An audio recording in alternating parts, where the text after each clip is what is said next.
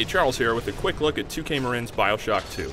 If you played the original made by 2K Boston, you'll recognize a big difference with this one right off the bat. In Bioshock 2, you play as a Big Daddy. Set after the events of the first game, the underwater world of Rapture has eroded a little, but there are still plenty of splicers running around to fight, little sisters to save, and Big Daddies to wrangle with, as well as familiar characters like Tenenbaum, along with some new ones. The most notable new enemy type that's been revealed so far is the Big Sister, who you'll frequently come up against as you move through the game. She wears Big Daddy gear, but she's a lot more agile, can run along walls, and will generally prove to be a formidable opponent. So though you're a Big Daddy, you're a special type. For combat, you can use an assortment of Big Daddy gear like shoulder charges or the drill arm, which is great for wiping out splicers. We've been told by 2K Marin that because a Big Daddy is tougher and more powerful than a regular old human, like the first game's protagonist, you can expect battles to involve larger numbers of enemies.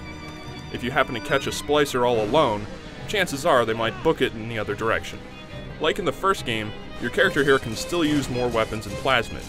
You'll get an upgradable rivet gun and access to things like cyclone traps and the incinerate plasmid. These can be combined in interesting ways as well, such as placing a cyclone trap on the ground, then hitting it with incinerate, which launches enemies into the air while wreathing them in flame.